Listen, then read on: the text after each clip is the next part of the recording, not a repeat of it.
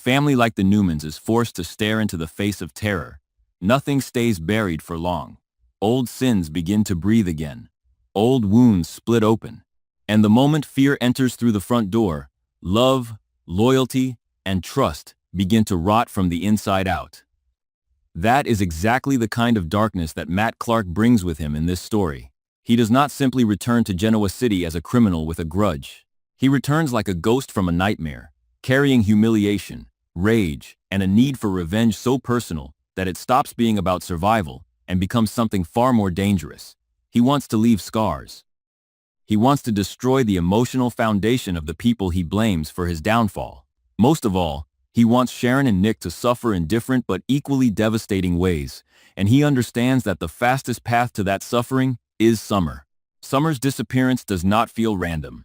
It feels designed, deliberate, and cruelly theatrical. One minute, she is living her complicated, fast-moving life, as a Newman daughter used to family chaos, emotional pressure, and public scrutiny. And the next, she is simply gone, erased in a way that terrifies everyone around her. The only thing left behind is her phone, abandoned like a message from the abyss. That single image is enough to send a wave of dread through the Newman family, because it says more than a ransom note ever could. It says she did not walk away. It says someone wanted her cut off. It says somebody wanted to make sure her family understood that this was not an accident, but a declaration of war. The panic inside the Newman family spreads quickly, but not evenly. Each person reacts according to the deepest fracture already living inside them. Nick does not process the situation with calm or strategy. He explodes. The protective instinct that has always defined him mutates into something darker, more reckless, and almost self-destructive. He is not just afraid for Summer. He is enraged by the idea that someone would dare use his daughter to punish him, his family, or anyone tied to them. That rage blinds him almost immediately. Every warning sounds like delay. Every attempt to hold him back feels like betrayal. Every suggestion that he should be patient feels obscene when his child may be terrified, restrained, injured, or worse. Underneath that anger is guilt, because in Nick's mind, being a father means preventing exactly this kind of nightmare. If Summer has been taken, then some part of him believes he has already failed in the most unforgivable way. Sharon's reaction is different, but no less devastating. When Matt begins sending messages directly to her, it becomes clear that this kidnapping is not only about leverage. It is deeply personal. He knows how to reach into Sharon's mind and reopen the parts of her that never fully healed. He reminds her of fear, confusion, helplessness, and those moments in life when one terrible choice seemed to poison everything that followed. His messages are not simple threats. They are psychological weapons. He does not just want compliance. He wants Sharon to crumble under the weight of self-blame. He wants her to believe that Summer is suffering because of her, because of history, because of the emotional wreckage that never truly disappeared. And Sharon, already someone who knows too well how memory and guilt can twist reality, begins to fall into that trap. What makes the situation even worse is that Sharon cannot easily explain the depth of her terror without exposing how completely Matt has gotten into her head. She starts hiding pieces of the truth, not because she wants to protect Matt, but because shame and fear begin to control her judgment. She reads his messages alone. She replays his words in silence.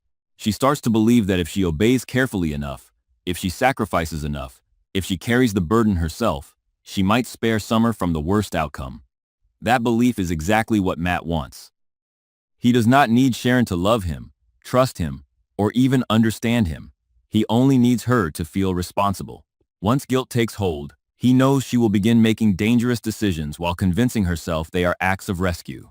Nick senses Sharon is hiding something long before he can prove it, and that suspicion poisons what little unity they still have.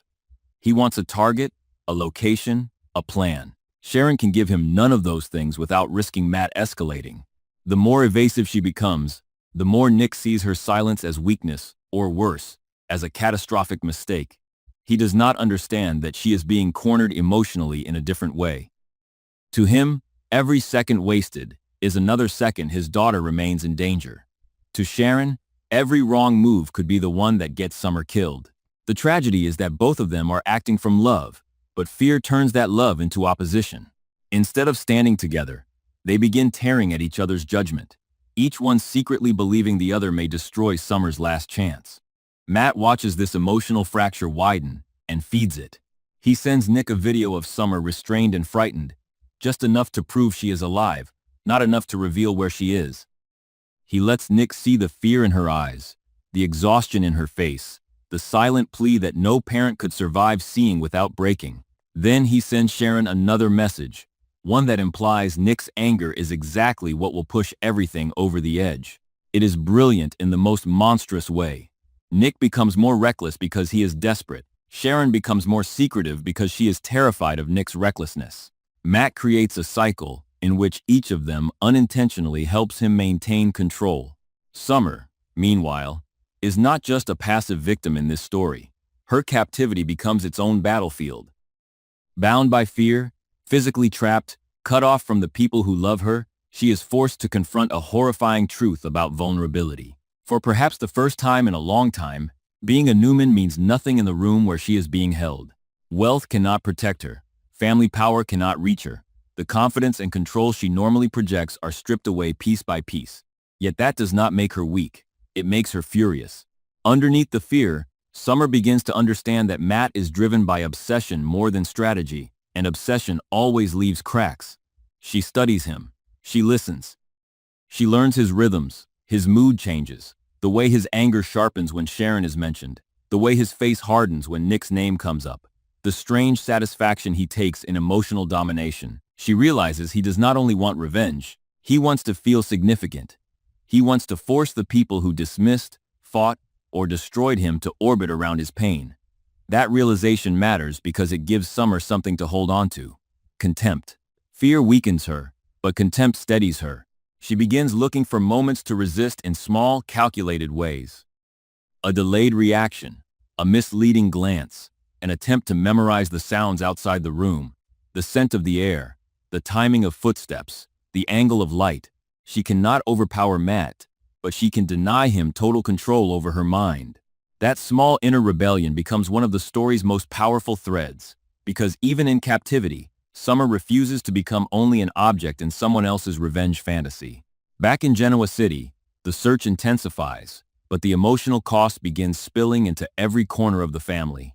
Nikki sees Nick unraveling and fears the same old Newman pattern repeating itself, a man so consumed by fury that he mistakes brutality for strength. Victor, for all his own ruthless instincts, recognizes something dangerous in Nick's obsession. The irony is bitter. A family built on dominance, retaliation, and power now finds itself horrified by how naturally one of its own slips toward vengeance. Nick does not want to hear strategy from anyone, especially not from people whose past decisions have taught him that power often makes things worse before it makes them better. He wants immediate action. He wants Matt found. He wants pain returned for pain. That mindset isolates him further, because every person trying to help becomes, in his eyes, an obstacle if they are not moving fast enough. Sharon's isolation becomes even more tragic when Matt finally demands what he has been building toward from the beginning. A private meeting. No police. No Nick. No tricks. Just Sharon, alone, if she wants Summer alive. By then, Sharon is mentally and emotionally exhausted. She is no longer thinking clearly, only intensely. She knows she should tell someone. She knows the demand is a trap. She knows walking into Matt's hands could worsen everything. But she is also drowning in the belief that this began with her, and therefore must be ended by her. That is the psychological prison Matt constructs around her. He makes martyrdom feel like responsibility. When Sharon prepares to go, her inner conflict becomes almost unbearable. Part of her wants to be brave. Part of her knows she is walking into danger, and another part suspects that on some level she is punishing herself. That is what makes her arc so painful. She is not simply trying to save Summer. She is acting out a private war against her own guilt. She hates the possibility that her history has once again poisoned innocent lives. She hates how easily Matt can still drag her back into fear. Most of all, she hates that even now, with Summer's life on the line, she cannot completely separate clear judgment from emotional damage. Nick discovers just enough to realize Sharon is planning something, and that discovery ignites one of the ugliest emotional ruptures in the story. He does not see sacrifice when he looks at Sharon. He sees secrecy. He sees risk. He sees someone making unilateral decisions in a crisis involving his daughter. That fury pushes him past the point of restraint. Instead of trusting the fragile logic behind Sharon's silence, he interprets it as yet another example of chaos spreading because people let emotion override action. In his mind, Sharon is not helping save Summer. She is helping Matt control the battlefield. The heartbreak is that he is not entirely wrong, but he is not truly right either. This is where the story becomes more than a kidnapping thriller. It becomes a brutal study in how trauma rearranges morality.